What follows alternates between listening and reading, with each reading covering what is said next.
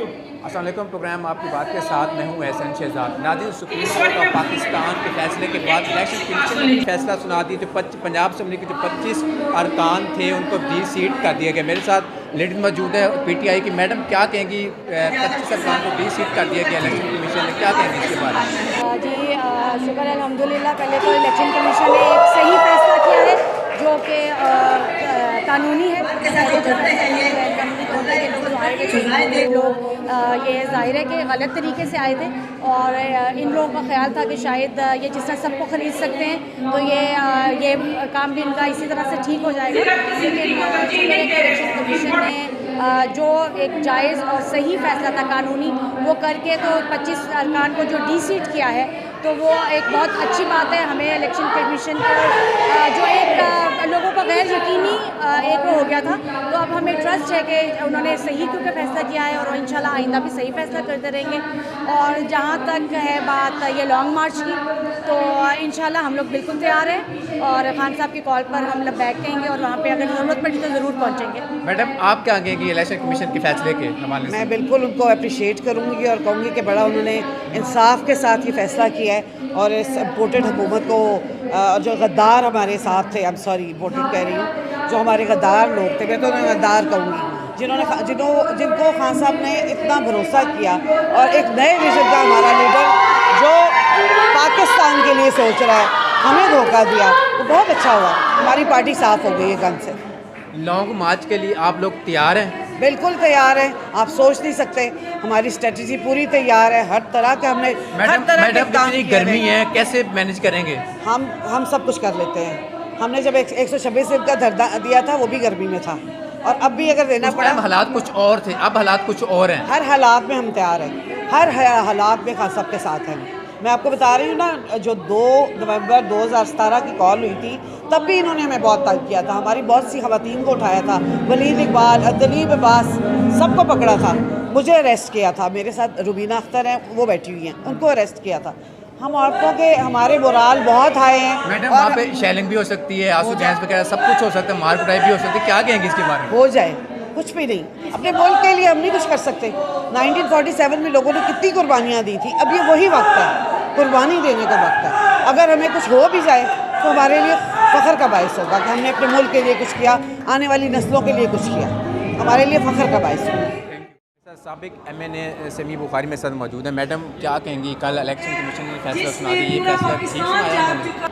बिस्मिल्लाहिर्रहमानिर्रहीम जी, बहुत ही खुशाइंद बात है कि एक आइन के मुताबिक जो आइन में जो भी एक मेंबर पॉलिटिशियन जो भी MNA या MPA पार्लियामेंटेरियन अपनी पार्टी के चेयरमैन की हिदायत के ख़िलाफ़ जाता है बीच में पार्टी के होते हुए, उसको डिफेक्शन क्लॉज लग जाता है। और शुक्र है अल्हम्दुलिल्लाह के इलेक्शन कमीशन ने यूनैनिमस डिसीजन दिए। सारे जो मेंबर्स हैं सब ने यही कहा कि इनको मुनहरिफ अरकान जो हैं इनको सीट किया जाए, तो बहुत खुशाइंद बात है और मुझे उम्मीद है कि आइंदा भी इंशाअल्लाह ताला आइन के मुताबिक और सही फैसले होंगे। इनका मुस्तकबिल क्या होगा अगर इलेक्शन में दोबारा आ जाते हैं तो? इलेक्शन लड़ते हैं आके तो वोट मिलेगा अपनी फील्ड में जाके? मेरे ख्याल में जिस तरह से आपने सुना है कि अब वो दौर गुजर गया कि ये छुप छुपा के सब चीज़ें होती थी, अब सोशल मीडिया का दौर है और ये लोग बहुत गंदे हो गए हैं पूरे।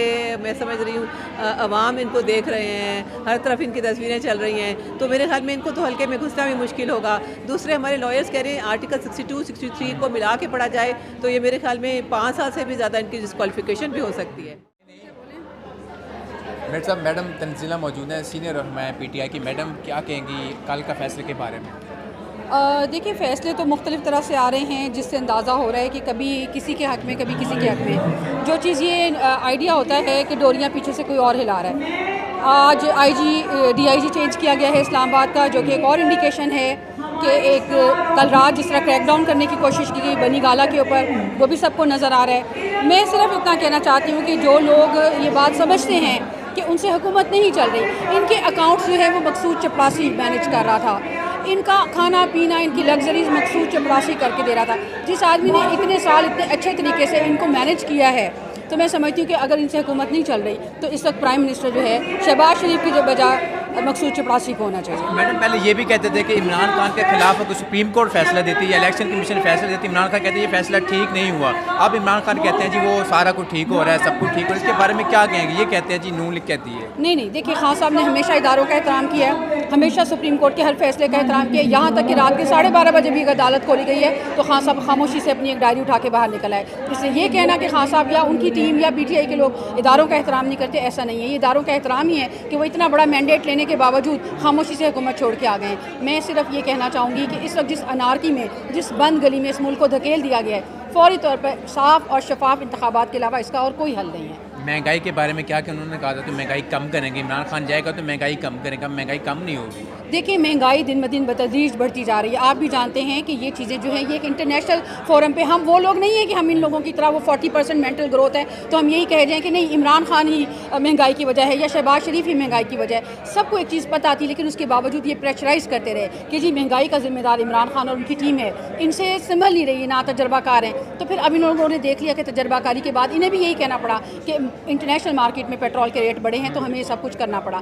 तो मैं फिर वही बात करूँगी कि जो फैक्ट्स होते हैं उनके मुताबिक बात क्या करें, एक दूसरे को लेट डाउन करने के लिए। अब कल आप देखें बिलावल ने क्या कहा बाहर जाके कि इमरान खान का रशिया के ऊपर मौक़िफ़ बिल्कुल ठीक था। आप मुझे सिर्फ इस बात का जवाब, चीज़ें मान रहे हैं तो सिर्फ मुझे इस बात का जवाब दी, किसी की ज़ाती अना थी, अमेरिका का प्रेशर था, आप प्रेशर नहीं ले सके। मैं समझती हूँ कि जिस एक आदमी के पीछे पड़कर, बुज़दार साहब के पीछे पड़ के इन्होंने पूरे पाकिस्तान को तहस-नहस कर दिया।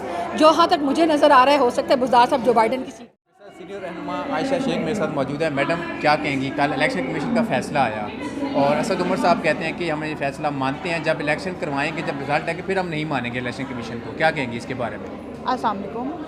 जैसा कि आपको मालूम है कि असद उमर साहब की कल की स्टेटमेंट है 25 मुनहरिफ अरकान के ऊपर, तो बिल्कुल जैसा कि डिसीजन लिया गया है हम इसको बिल्कुल एक्सेप्ट करते हैं और जल्द अज जल्द नए मुतालबा, शफाफ मुतालबात का मुतालबा करते हैं। और इंशाल्लाह जैसे कि खान साहब ने कहा है 25 से 29 के दरमियान वो हमें कॉल देंगे इस्लामाबाद मार्च की, तो हम उनकी हर चीज़ के ऊपर लबैक कहते हैं। तो खान साहब पहले सुप्रीम कोर्ट को बुरा भला भी कहते थे, अब सुप्रीम कोर्ट का भी फैसला अच्छा आया तो उनको कहा जब अच्छा फैसला, अब नून लीग कहते हैं जी जब इनके खिलाफ फैसला आता है तो बुरा भला कहता है। अब इनके अच्छा फैसला इनका साथ दिया है तो अब कहते हैं सुप्रीम कोर्ट अच्छी हो गई है। नहीं, ऐसा कुछ भी नहीं है। और खान साहब ने हमेशा कहा है बात जो भी है वो ऑन मेरिट होनी चाहिए। हमारे पास सबके सबूत हैं, हम लोग बात करते हैं बार बार, हमारा जो बयानिया है PTI का हम उसको भी लेके चलते हैं। जो इनके करप्शन के केसेस हैं उनके ऊपर फैसले नहीं आए। अब आप ये भी तो देखिए ना, अगर मुनहरिफ अरकान के ऊपर वो कब से हम लोगों ने केस अटेम्प्ट किया हुआ था सुप्रीम कोर्ट में, अभी भी उसका डिसीजन देखा जाए तो बहुत लेट आया। तो फिर भी अल्हम्दुलिल्लाह हम इस चीज़ को एक्सेप्ट करते हैं और आने वाले वक्त में आपको खुद अंदाज़ा हो जाएगा कि पाकिस्तान तहरीक इंसाफ का जो बयानिया है वो पूरी दुनिया और हमारे जो अपोजिशन है वो भी तस्लीम करेगी। जैसा कि आपने कल की स्पीच में भी देखा होगा, बिलावल साहब उस चीज़ को एक्सेप्ट कर रहे हैं, एक्नॉलेज कर रहे हैं रूस के दौरे को भी और फिर साथ में पेट्रोल की कीमतों को लेके भी, महंगाई को भी सब। लेकिन इस चीज़ को हम लोग एक्सेप्ट करवा रहे हैं लोगों से अपने इन जलसे और अपनी इन बाशूर और बागयूर आयाम से। मेरे साथ मैडम नौशीन मौजूद है। मैडम क्या कहेंगी इलेक्शन कमीशन के बारे में? देखिए जी, मैं समझती हूँ कि इलेक्शन कमीशन ने बड़े अरसे के बाद पहली दफ़ा को हक़ पे मबनी फ़ैसला किया है और अगर वो इसको इतना डिले ना कराते तो इस वक्त मुल्क में जो क्राइसिस आया हुआ है शायद हम इसको भी अवॉइड कर देते। पर बहरहाल हमें उम्मीद है कि वो आइंदा भी इसी तरह आइन की पासदारी करेंगे और जो हमारे रूल्स रेगुलेशंस हैं उनकी पासदारी करेंगे और इसी तरह के फ़ैसले अगर हम हुए तो हमें उम्मीद है कि मुल्क जो है वो सही सिमत में चल पड़ेगा। पेट्रोल आगे बढ़ने जा रहा है, क्या कहेंगे इसके बारे में?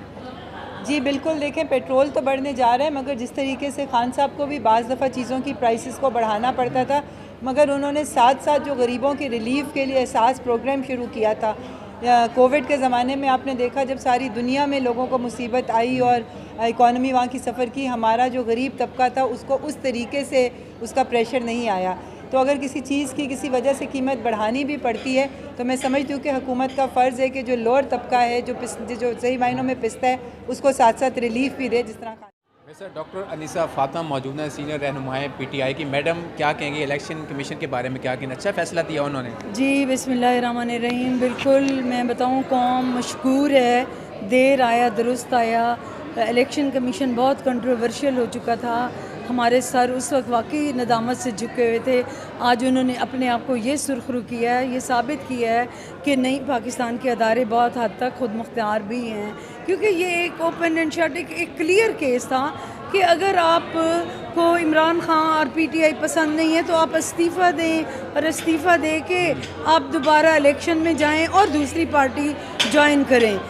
इन्होंने, अब मैं मशकूर हूँ, पूरी कौम मशकूर है इलेक्शन कमीशन की कि उन्होंने कौम के सर बुलंद कर दिए हैं फ़ख्र से, और इंशाअल्लाह वो ये जो बदनीयती और जो ख़रीद व फ़रोख्त का बाज़ार गर्म हुआ हुआ था उसके दरवाजे हमेशा हमेशा के लिए बंद कर दिए। मैडम, IMF के बारे में क्या कहेंगे? सियासत बचानी है या कर्जा लेना है? ये भी सवाल किया था IMF ने नून लीग से।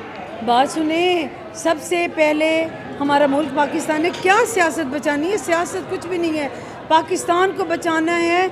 इमरान खान तो ये कशकोल तोड़ने जा रहा था, ट्रैक पे चल रहा था, उन्होंने पाकिस्तान को नहीं बचाया। उन्होंने सियासत बचाने के लिए ये जो अब हुक्मरान आए हैं ना, हुक्मरान 40 चोरों का टोला, उन्होंने साबित किया कौम को कि कौम जाए भाड़ में।